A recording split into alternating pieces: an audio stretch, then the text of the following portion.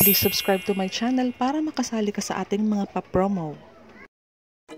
How to get monetized on YouTube super fast this year 2021. Ano yung YouTube Partnership Program?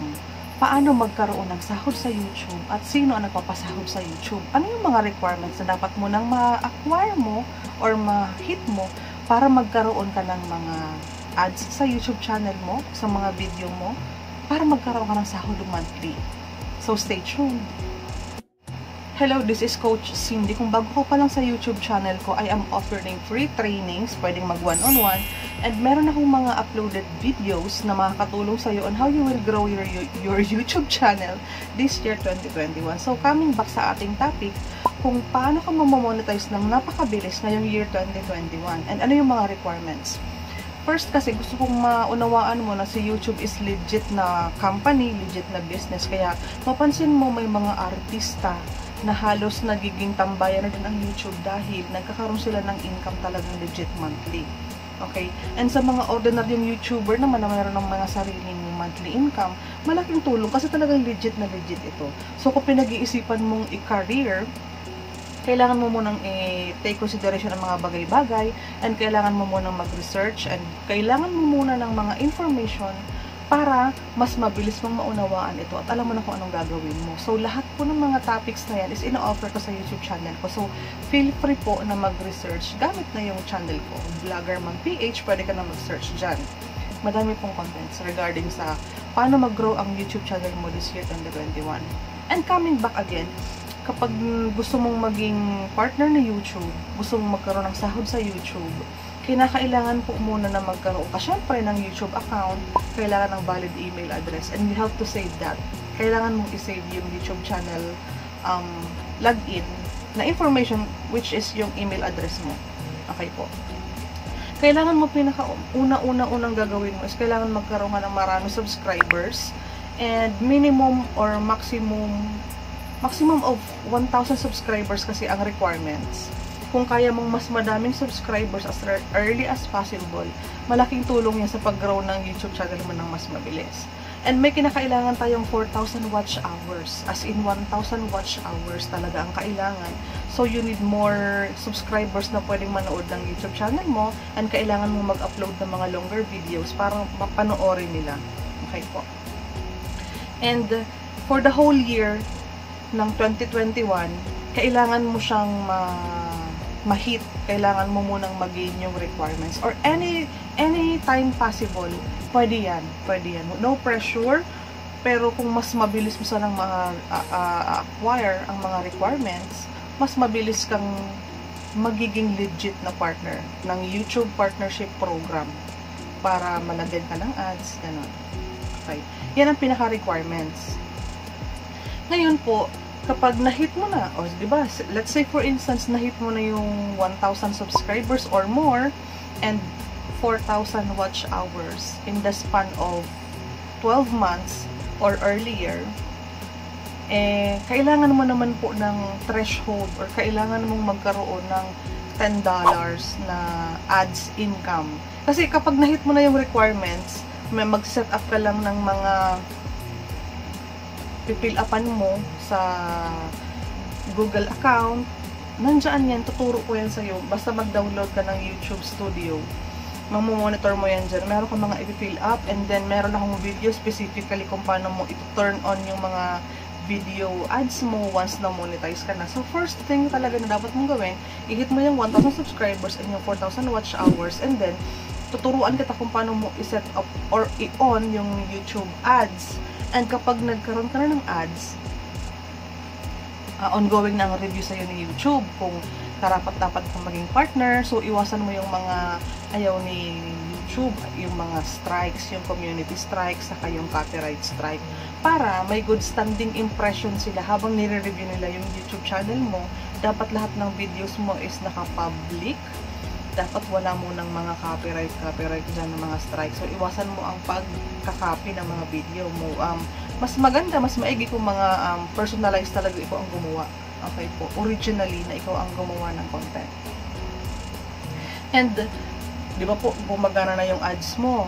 Ang third thing na dapat mangyari is makahit ka ng $10 na threshold.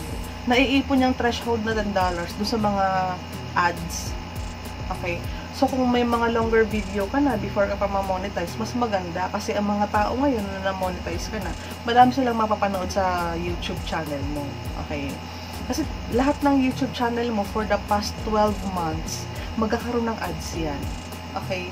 So, mas mabilis, possibly, mas mabilis na ma-hit yung $10 threshold para padalhan ka naman ng pin ni Google AdSense. Ano naman yung Google pin na pinapadala ng Google AdSense once na monetize ka na or once na hit mo na yung 1,000 subscribers or more and then yung 4,000 watch hours or more? Itong Google pin na pinapadala from Google or from YouTube is ilalagay mo kasi doon sa form na ito yung address mo, ito yung full name mo, yung mga information mo na legit ka, totoong tao ka, hindi ka dummy account. Okay? Papadalhan ka ng letter ni Google AdSense or ni YouTube doon sa address na nilagay mo doon sa pag-fill up mo ng form. Just to verify na ikaw ay tao, na ikaw ay legit, na ikaw talaga ay nakatira doon sa nilagay doon. Para to verify, to check. Kasi business to, kailangan nilang makasigurado. Okay? Medyo matagal nila pinapadala yun kasi ngayon sa sikat na si YouTube, madami na talaga ang katulad natin na nagvo-vlog. Madami din silang pinapadalhan. So, it took mga 1 month or more. Okay? Inaantay natin na padalhan tayo niyan. Ngayon, may mga possible daw na mga cases na may mga taong hindi daw talaga na monetize or na-reject sila. Kasi sa mga violations lang naman. And yung sa friend ko kasi anong nangyari, share ko lang sa'yo. Before pa man siya ma-monetize, gumawa na siya ng Google AdSense account. So, anong nangyari, na-reject daw siya kasi meron daw siyang previous account na hindi pa naman siya monetize. Nagmadali na siyang gumawa. So, anong nangyari, ang sabi ni YouTube, rejected ka, you have to open the previous account and i-deactivate or i-delete mo yun. Sad story is, hindi niya na ma-open kasi nakalimutan niya nga sa tagal din naman ang pag-aantay niya ba or hindi niya masyadong sineryoso itong YouTube program during that time. So, to make the story short, for monetization na dapat siya, di ba? Eh, hindi niya nga ma-delete yung old Google AdSense account niya. So, sayang, di ba? Dapat kasi isa lang kasi ang ginagawa mong Google AdSense na account. Kapag dalawa, sinasabihan ka niya na hindi ka na muna ma-accept kasi kailangan mong i-delete yung old one. So, ikaw habang hindi ka pa naman monetize, wala ka munang ibang gagawin. Please, huwag ka munang manguna. Kasi kahit sabihin mo sinave mo yung password mo, baka makalimutan mo, who knows, di ba po? So, huwag na munang gagawin. First thing first po, kailangan may proseso muna tayong gawin. Kasi mas magandang masigurado ka na. Okay po. And kapag na-receive mo na po yung Google AdSense account or yung letter na pinapadala ng Google, yung 6-digit pins doon or yung pin na makikita mo doon is ilalagay mo or i-input mo sa Google account mo. Okay po. Kapag na-verify na yan, okay na. Waiting ka naman ngayon na magkaroon ka ng $100 per cut-off. Per cut-off po ha. Kasi may cut-off tayo. Like, halimbawa, 15 ang cut-off. Say for instance. So, before 15 of every month, dapat nakakaabot ka na or nakakahit ka na ng $10. $10 is in peso. Yan po ay 5,000.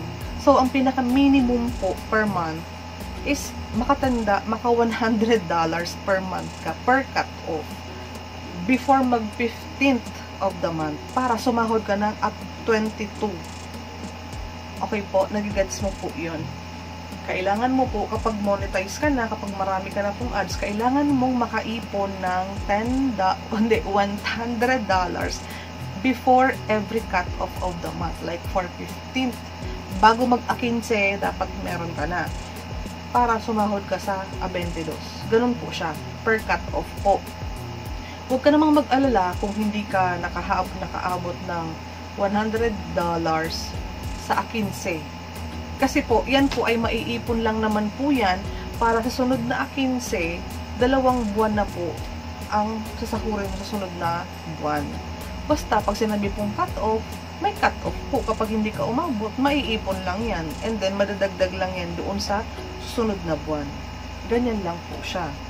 Ngayon, ang pinakasekreto dito po is maging consistent ka sa pag-upload ng mga quality na video na mapapakinabangan, na informative, substantial, nakakatulong, and sa madaming videos na pwede mo i-offer sa'yo, i-check mo na lang po sa YouTube channel ko kasi hindi ko na po pahabain ng masyado itong video na to. Basta po, ang sekreto lang dyan, madami pong dapat isaalang-alang, kailangan may mga matutunan ka munang skills, flow, strategies, tips on how you will grow your YouTube channel. Pwede mo pong i-click yung hashtag dyan sa title ko, hashtag how to grow your YouTube channel in year 2021. Lalabas po lahat ng videos ko na pwede makatulong sa journey mo sa YouTube. God bless. Yan po na po ang video ko para sa iyo sa gabing ito. God bless.